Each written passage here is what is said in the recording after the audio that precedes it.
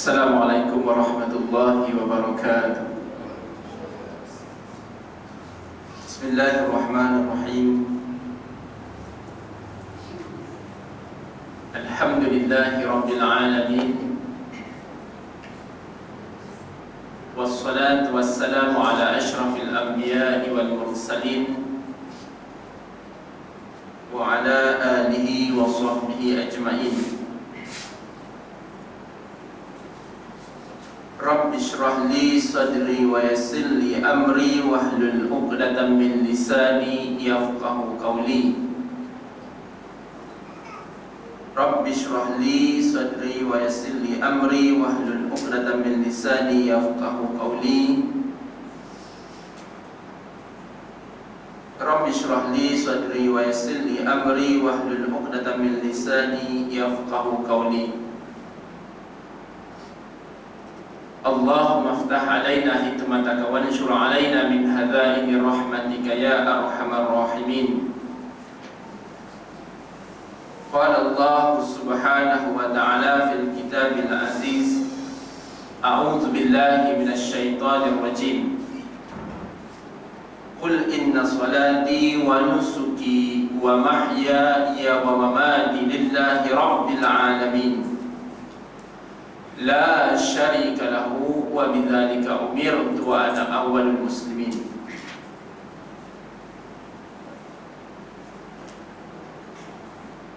Terima kasih kepada sahabat muslim majlis, Pengurus surau, para jawatan kuasa, ibu ayah yang dikasihi, sahabat-sahabat, rakan-rakan yang dan tidak dilupakan anak-anak yang insya-Allah puasa ya. Anak-anak kat belakang tu puasa ya? Puasa. Nampak basah bibir tu? Ustaz gurau Boleh gurau. Puasa ke puasa tak digurau? Boleh. Anak-anak yang dikasihi, alhamdulillah, tahniah kerana mengisi masa di padang permainan di surau. Sepatutnya masa ini diisi dengan di padang permainan ataupun berbasikal, tetapi menukar masa tersebut di surau. Para ibu ayah, rakan-rakan, sahabat yang dikasihi, saya tak pasti, saya rasa saya belum lagi pernah duduk di ruang ini. Kalau tengok sekali pandang macam ruang pesalah. Saya rasa saya belum lagi di surau. Datang di surau ini saya rasa pernah, tapi rasanya belum pernah lagi di sini. Tak silap saya lah. Pernah ke? Tak pernah lagi ya? Tak pernah. Alhamdulillah pada berkat bulan Ramadan ini dan pada petang ini, dan insya-Allah hari ini diborong habis sehingga tazkirah tarawih kita bersama-sama. Para ibu ayah yang dikasihi, saya rasa sebaiknya saya mengambil masa sedikit sebagai bertaaruf, berkenal. Kita insya-Allah waktu berbuka puasa 6.35 7 itu waktu Sabah Sarawak tu 7.35. Jadi kita nak berhenti pukul 7.20. Boleh?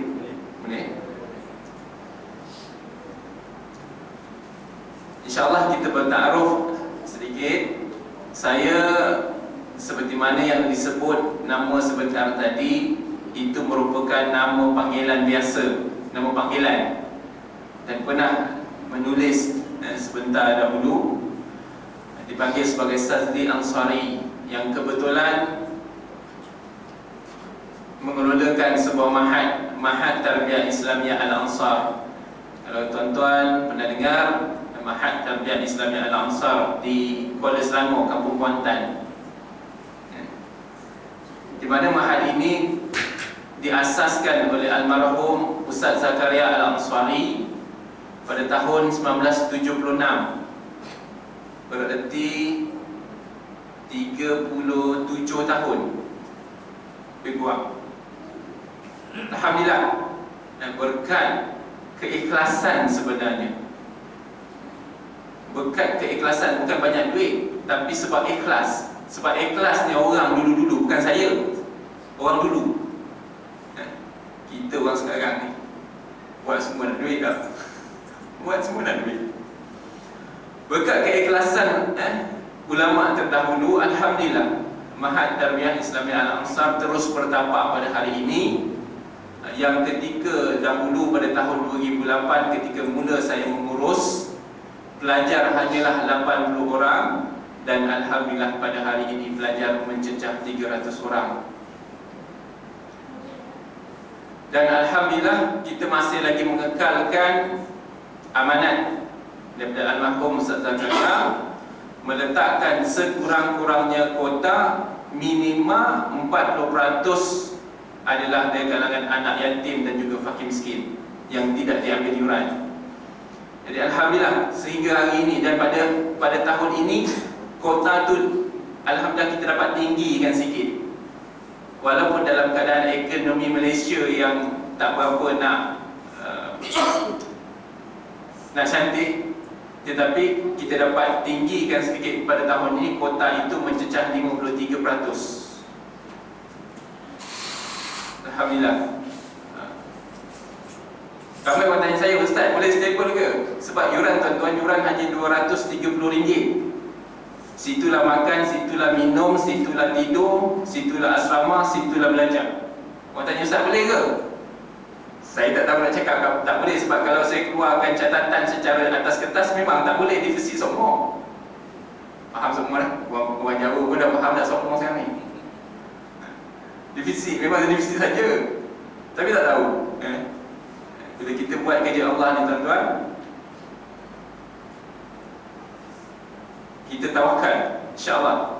Fa iza azamta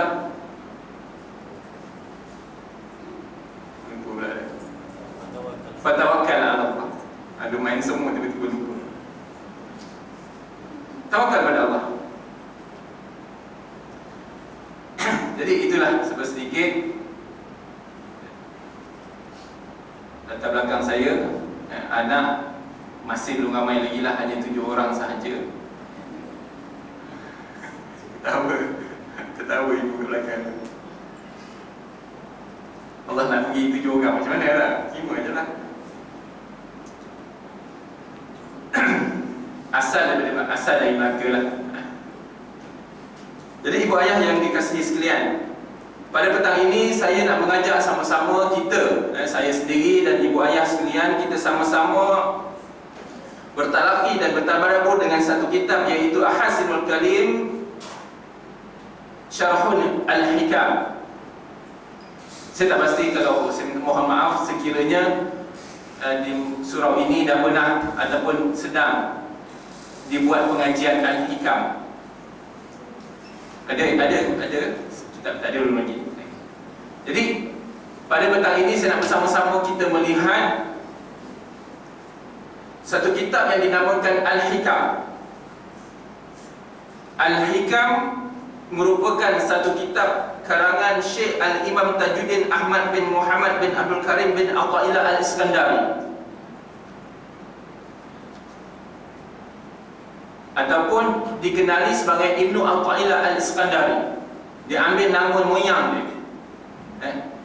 Syekh Imam Al-Tajuddin ini dia tidak dikenal sebagai Syekh Imam Al-Tajuddin. Kalau kita sebut Syekh Imam Al-Tajuddin, agak sangsi sedikit, orang tak berapa nak kenal. Tapi kalau disebut Ibnu Athaillah Al-Iskandari, boleh dikatakan ramai daripada para ulama, terutama para ulama yang melibatkan ilmu hati, ilmu jiwa, membentuk jiwa, pasti akan mengenali ulama imam ini, imam besar ini, iaitu Ibnu Athaillah Al-Iskandari. Dan pada petang ini sama-sama kita membuka dalam sebuah kitab yang diterjemahkan dan seterusnya disyarahkan oleh Dr. Zulkifli Al-Bakri, guru kami Dr. Zulkifli Al-Bakri.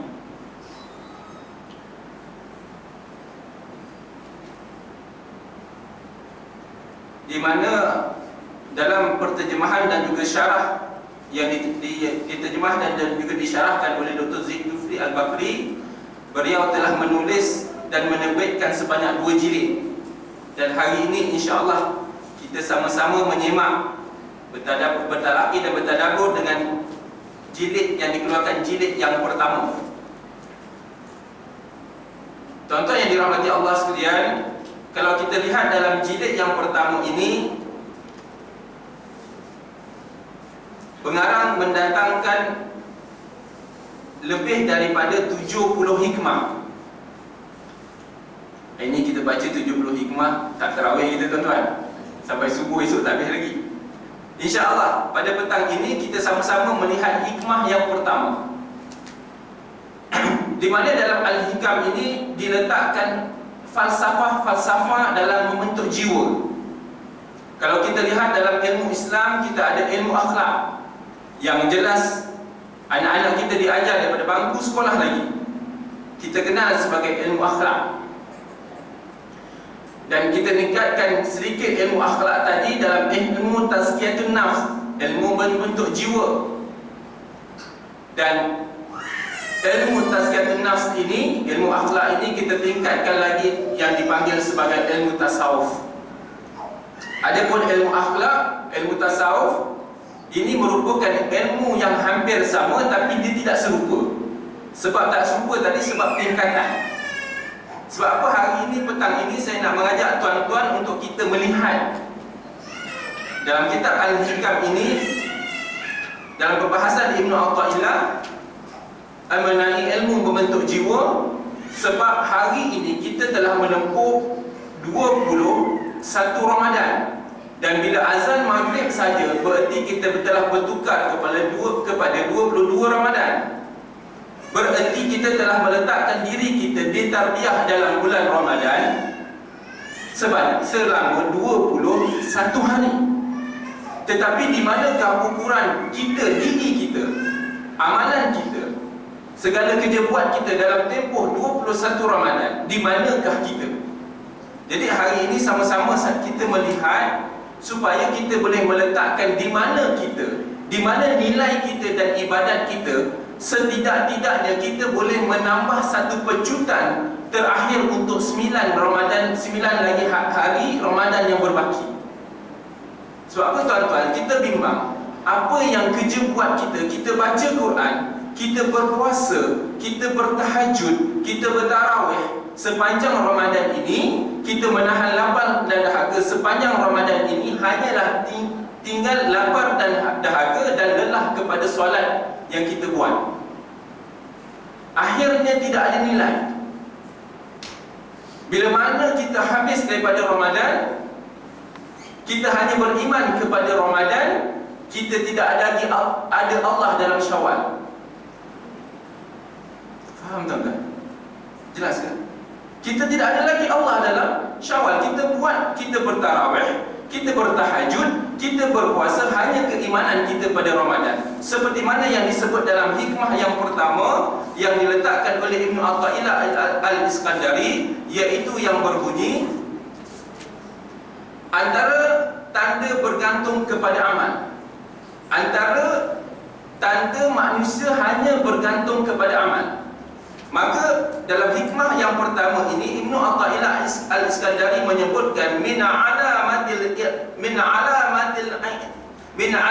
i'timadi 'ala al-'amal nuqsanur raja'i inda wujudiz zalal. Apa Ibnu Athaillah sebut, tuan-tuan? Maksud dia, antara tanda seseorang bergantung kepada amal ialah ia kurang harapan kepada Allah ketika berlakunya kegelinciran dosa. Kata-kata Ibnu Athaillah ini disyarahkan oleh Ibnu Ajibah, mengungkapkan bahawa ilmu tasawuf memberi hasil wujudnya amalan yang sahih dan buah-buah yang suci. Seperti kata ulama, man amila bima alimal awrathahu Allah ilma ma lam ya'lam.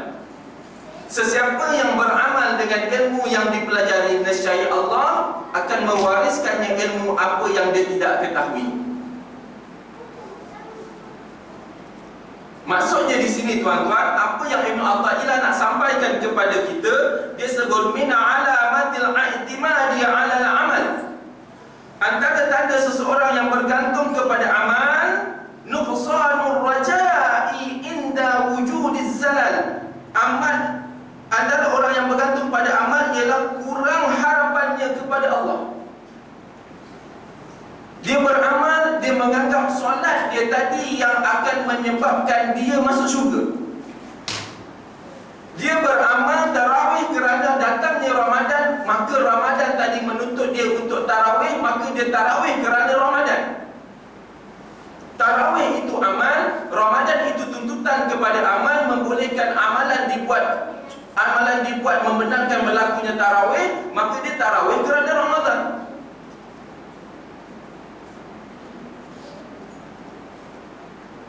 Dia berpuasa disebabkan tuntutan Ramadan itu umat Islam wajib berpuasa, maka dia berpuasa disebabkan tuntutan